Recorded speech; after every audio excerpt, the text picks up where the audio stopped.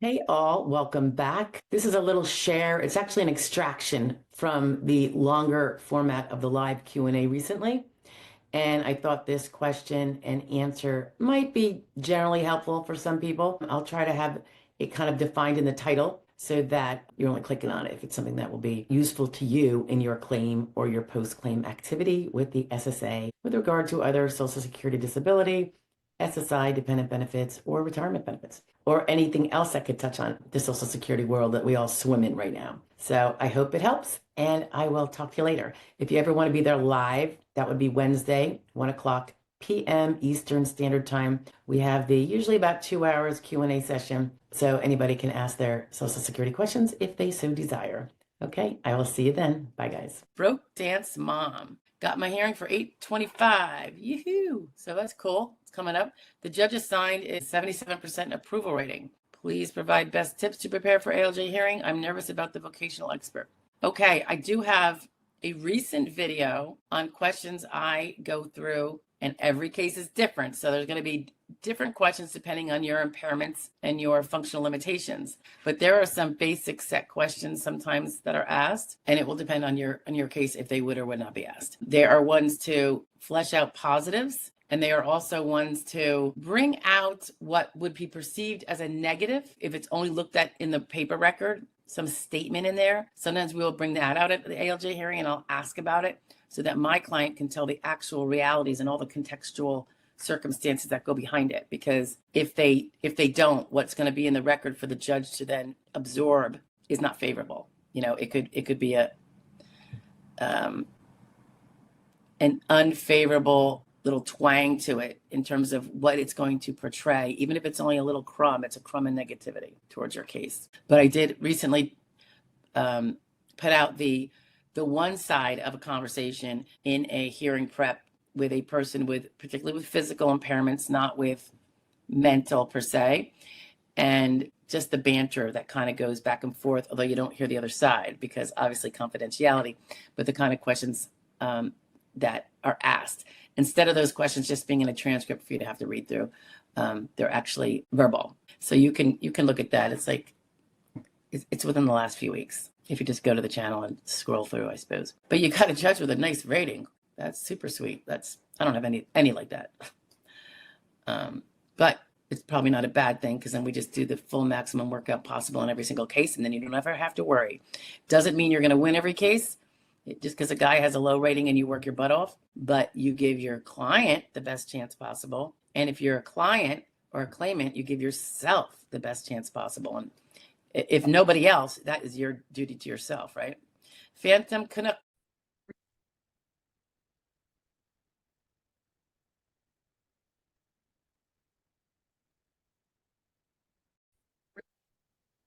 Quick little intro here before you see this next thing. This is just my side of the conversation in an obviously otherwise confidential interaction. So it's just the kind of questions I ask, which will vary depending on the conversation going on, the various kind of cases that we have. But this is just one example of the kind of things we touch on. So there's snippets, and hopefully you'll get something out of it, but it's what a hearing prep can be like. Sometimes they're super short. This one was really short. Other times they can be longer. It really depends on the person's need and where we're going with it. And if we get off on other tangents, which sometimes we do, we get a little chatty about things, but all that stuff's cut out of here. And you can see it's all snipped in. So anyway, I hope it helps you so you can get something out of it, perhaps things to think about when you're preparing for your own hearing. And I will talk to you later. Bye, guys. Good morning, afternoon, or evening. Your video is about to start. I wanted to remind you of our newer Wednesday, 1 p.m. live stream Q&A on all things Social Security. Visitors are welcome to post a question in the chat, and I'll do my best to answer it. It's on a first-come, first-served basis, so please get there on time.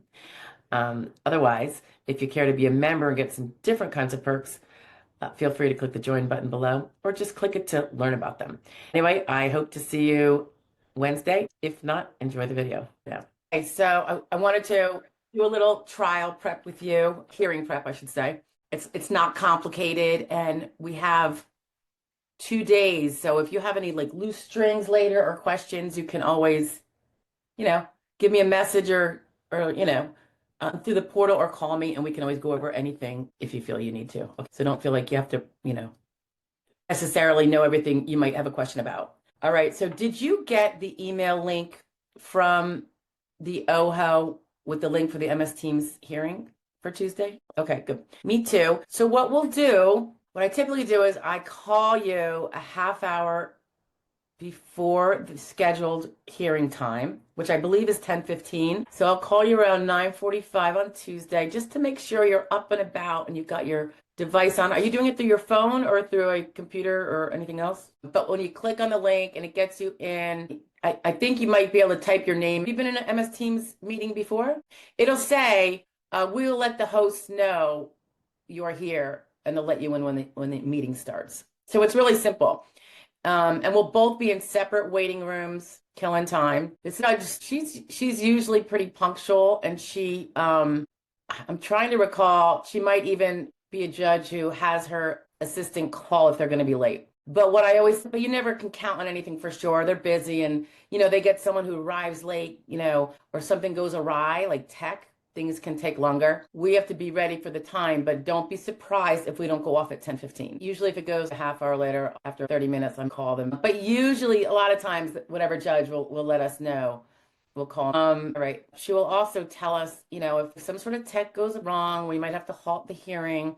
We'll try to fix it up and then reconnect. And it could be from the judge's side. It could be one of us. It could be the VE. It could be any of a number of things. Usually what I say is, well, listen, unless there's a reason not to, and I don't think it makes a difference in this case. Like, let's say it's my tech that's going bad. I'll say, Judge, I don't have a problem being on phone, so we can finish the hearing. And you would have the option of doing that too. She will put you under oath along with any other witness, which is not me. I'm the lawyer. I'm not the witness. I don't testify. I only do direct examination, cross-examination. She'll just verbally ask you, do you attest to, telling the truth? She'll remind you to have nobody else in the room and have it completely private. And then we both have to confirm that we're not taping it, right? Audio taping or videotaping it. Then there's two main areas that they go through when it comes to getting testimony from you. It's the prior work. Let me get my brief up. Your prior work is almost 5 years ago, but not quite, right? October of 2020. So they do have to ask about that last job because it's still relevant. Because one of the questions is, before they even get to whether you can do other jobs, is can the person do their prior work? Or is it too physically arduous or for some other reason couldn't do it? I don't really see that being a problem, that step. And we did do the work history, so I don't foresee them needing more information about that, although they could. So it could be where she asked the vocational expert, do you have enough to qualify her prior work? And the VE will say yes or no, or yes, but can I ask one quick question of her? That kind of thing, just so she makes sure she gets it precise. Then the other area is all about you and your symptoms.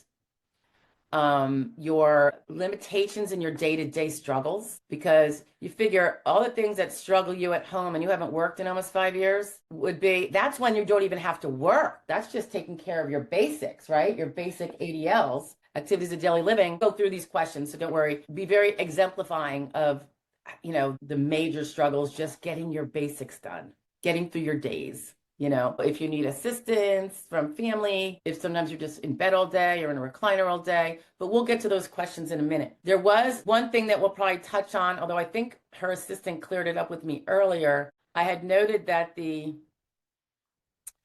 SSA had the wrong date last stored for you. It was the one that was up on the screen, and it was this past December. But really, your DLI hasn't expired yet. You actually have till 12/25, which is a good thing, because everything you're doing this year and up to now counts. Whereas if you had a remote, meaning in the past DLI, the judge has to focus everything on what the evidence, the medical evidence, and prove is that the disability, did it start before her DLI? You don't have a past DLI, so that's a beautiful thing. It could be any time, from the time you stopped working SGA, which was back in 2020. So that got resolved a few weeks ago. So that's good. As you know, you are a younger individual. So you have the hugest burden of really all claimants, right? Except, I mean, I'm very glad you don't have a remote DLI. That would be like a double whammy. I know you're disabled, you know? I mean, you and I have been, going through this for a few years now. I know it. And it just takes a lot for the SSA to get to that point, because it is literally every single occupation of the 12,000 occupations has to be carved out.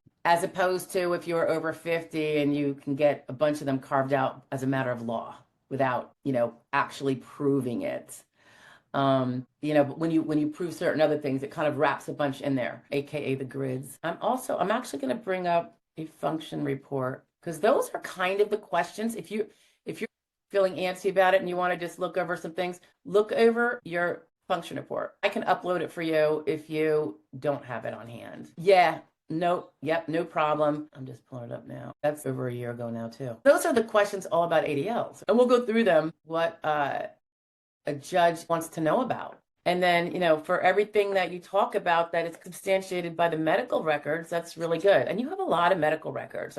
You've been really diligent. So let's just go through some things they often ask about. When we talk about standing and walking, I assume it might be worse than it was a year ago, or maybe it's better if something has improved things. What do you think? Is that only some days? Would that be on a good day versus a bad day? When is the last time you stood for an hour straight? So how can you say that you could do it? You see my point?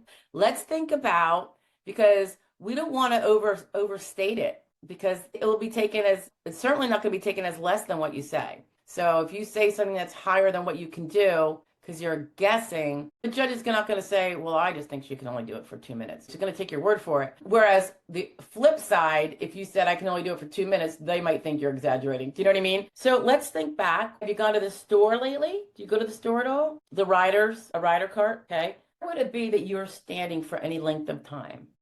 So are we thinking, right, I was going to say, is 15 minutes a little bit too much then? I mean, you do it, but then you pay the price. Do they get swollen? Okay. So do you notice how, 15 minutes, that's a great answer what you gave, because you gave specific example of how you know this. You go to the dollar store because it's the closest one, right? I think that's a really good way of illustrating for the judge, because it's right from your direct memory. You're not supposing it. You're not trying to recollect or figure it out or guess like an educator. So that's perfect. And look what you already did. You already showed that an average day would not be a half hour on your feet. You're already in pain at 15 minutes. You push it, you do it, but you're in pain. So that suggests that something less than 15 would be not so much pain, although maybe it all hurts. Okay. And that's important too, because we have to disprove, because of your youth, we have to disprove sedentary jobs, which is largely sit down. So let's talk about the sitting. Let's say you're in a waiting chair at the doctor's office. You're probably there a lot. Like how long? They make you wait a lot. You alternate between the exam table and the chair in there while you're waiting for that god-awful half hour to 45 minutes for the doctor to get to you. What about the Sjogren's? And you got both, ALJ and Sjogren's. I thought I saw, by the way, I do have something with osteoporosis. I found that in your medical. I make a list for the judge of not every tiny little thing, but major things. All right. So let's see. I believe so, but I can double check. Let me just go do a quick search in the medical file. No. Yeah, let me find out. Yeah, hold on. Let me. Okay, osteo. It's in the list where it says past medical history. So it looks like they're not really treating you for it, but it's listed there. I'm doing searching for the word, and I'm trying to see if a doctor actually narrated about it versus it just being in that cut and paste list of, they do this, right? The cut and paste of prior medical history, which I get. They're going to cut and paste that, but did they ever actually address any of that? Because there's I hate to say it, medications for that. Like Fosamax, right? It looks like the last time they noted it, it was January of 2023, but I don't see them discussing treating you for it. It might even be a side effect of a medication, believe it or not. I'm sorry. I don't like to be the bearer of bad news. All right. So sitting, standing, walking. How about lifting? I'll tell you what was in your function report. Do you feel like, because maybe bending and all that with the hips and the back, not even a gallon of milk. A gallon of milk is 8 pounds-ish. So that's way over 5 pounds. All right, half gallons, okay. That might be something to mention. A gallon of milk is really too hard. at my house for me. So we always buy a half gallon, which would be then under 5 pounds. I can say, can you explain, your lifting, any lifting issues with the judge? And then you could just tell her the example you told me. How about any interpersonal things? Any interpersonal issues like irritability with family or people out and about? You have a brace. Do you wear it? How often? How about your wrists and hands and stuff? What is the most recent surgery? I'm just going through you got the rheumatology, Center for Pain Management. That was last summer for the neuropathy with the cubital tunnel syndrome bilaterally. So the wrist, tell me about how that affects your use of your arms or your hands. Pain. Does it get aggravated with use or does use make it better? Okay. If you put pressure on your arms like you're leaning, you're saying, that will also hurt it in addition to bending? Okay. I think that's important. So I'll be asking you about that. So just try to refresh yourself to our conversation of what you shared with me. Your job was sitting at a table stuffing envelopes. Would that cubital tunnel syndrome cause that to be painful within a certain amount of minutes or time? When you say leaning on the table, do you mean your elbows leaning on the table? It gets progressively worse if you do it 2 days in a row. It compounds. And then, of course, you can't wear them very long because your arm starts swelling. Is that what you said before? So if you did something for a half hour and it started to aggravate it more than usual because you were doing it for a half hour, is it the type of thing where you could take a 15-minute break and go back to doing it again for a half hour over and over? Or is a half hour the most you could do it that whole day and it's still going to be aggravated by the next day? How are your feet? Is that from the neuropathy, the diabetic neuropathy? Joke. Which day is this? She reports severe burning in her feet and hands, and she did not tolerate higher doses of Lyrica. Medications, I know we need them, but they drive me crazy, all these side effects. So this was back in like February 24th, so a little over a year ago. Neurology. That's okay. You okay? Well, we can do some more tomorrow instead. We don't have to make this super long. All right. Okay. So this might sound like a silly question. Have you been on any vacations in the last 2 years? So it's like 12 years. How often do you go to the grocery store? Is the only places you go the doctors? Are you driving? Okay. And how far is the doctor's appointment?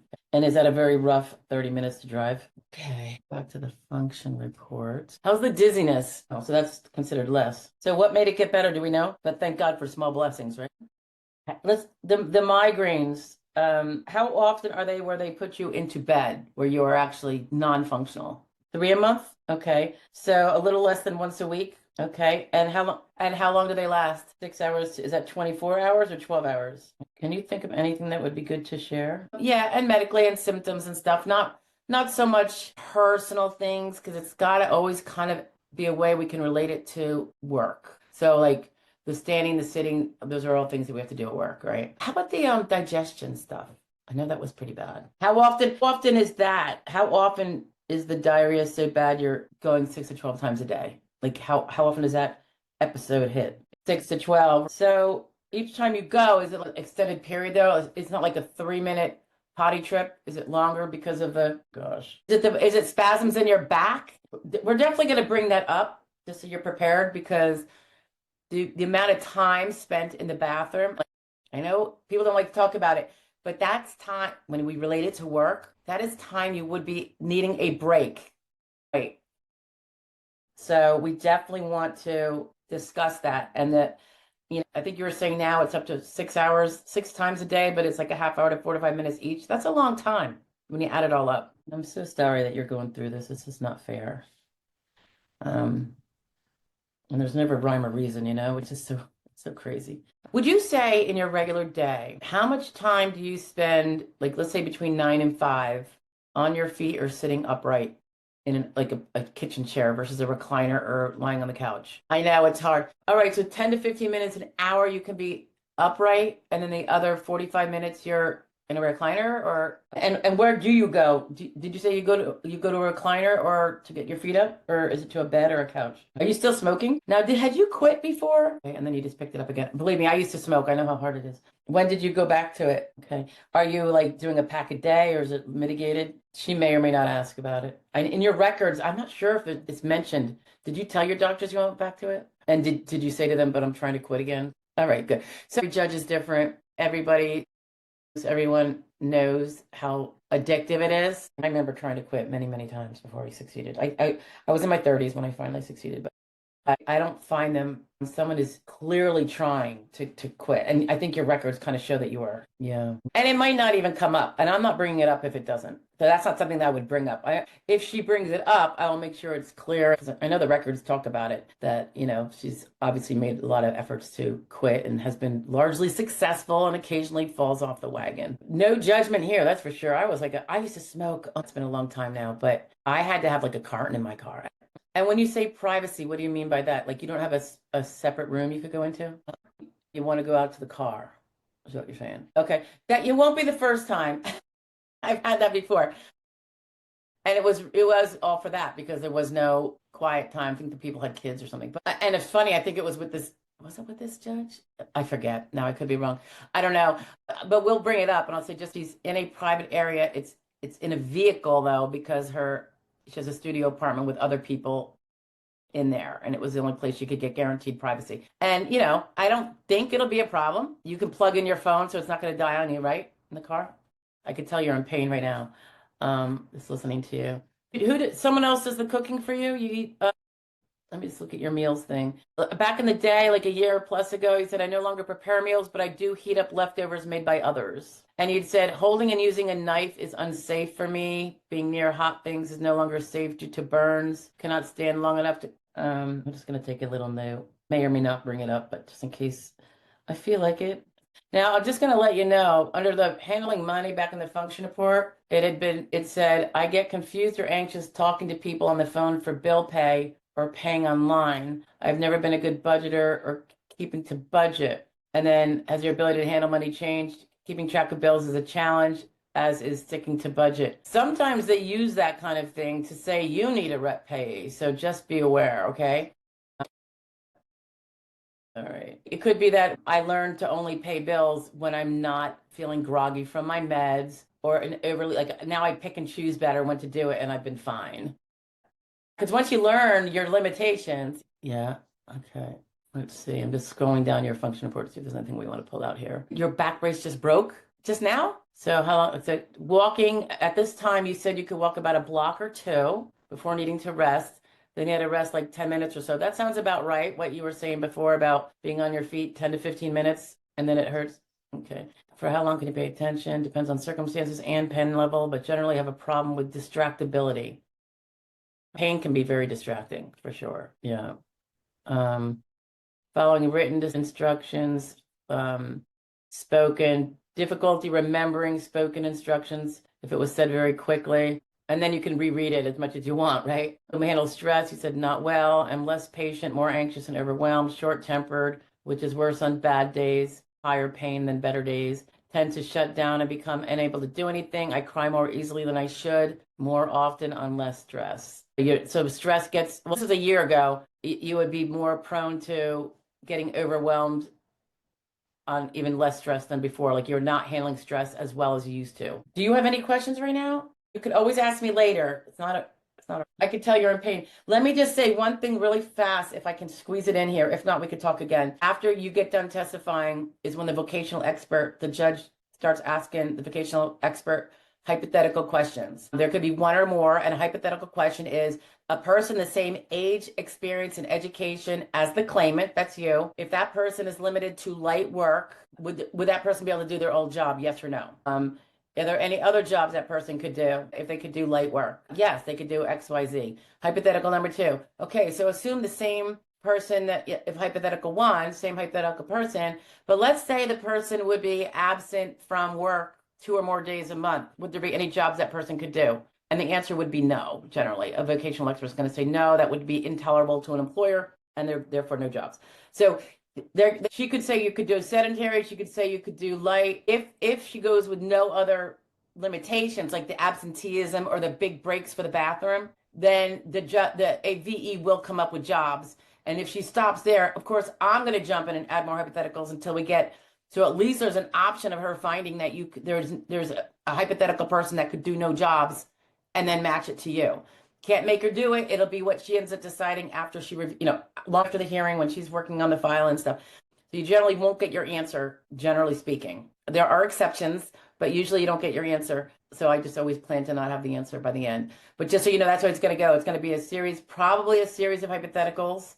Sometimes I do just one. And then, of course, if it says if there's any jobs available, then I bang out a bunch more hypotheticals myself and ask the VE until that VE says no, no, no. But the judge can still go with that first hypothetical that had jobs and then deny. So we're trying to figure out which judge. Yeah, that's it. You could, yes, right, you could have gotten it. But anyway, so no other questions right now, but I'm here for the next 2 days and I'm going to be calling you a half hour before the hearing to make sure we're both able to get in. I know you'll be on your phone, but I think we could probably still text. Now, once the hearing starts, you can't text, you can't do anything like that. If we needed to have a timeout, then the judge will turn things off and then we could get out and then we'd all go back in. I don't anticipate that though. That usually happens if we're gonna do like an amended onset or there was an age change, but you haven't had that where maybe amending our onset would be a good, but we don't really have those options, unfortunately, for this one.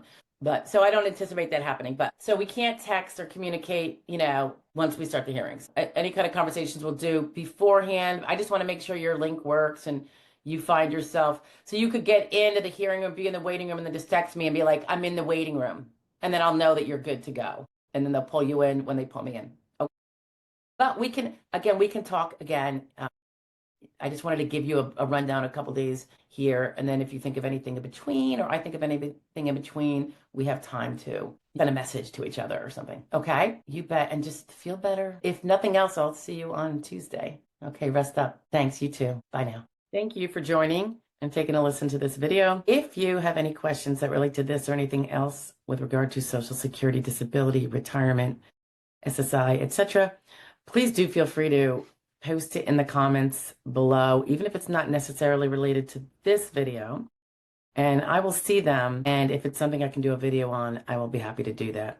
If you are looking for representation in a current battle to prove that you are disabled, whether you have applied yet or not, and ideally, if you have not applied yet, that's when we like to come in and start from the beginning and do our wonders. You can go to joydisability.com, look up to your left, and there's a little link for a free SSD evaluation, and we will take a look at it and let you know one way or the other. If you are looking for a consultation, not representation, or you can't get representation for whatever reason, or it's a non-representational type of issue you need to review, you are more than welcome to order a prepaid consultation. It will be with me personally, and that link is on that same page, joydisability.com, but over on the upper right.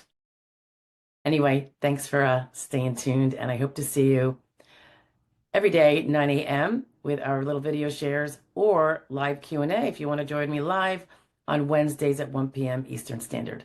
Thank you so much. Have a great day. Bye-bye.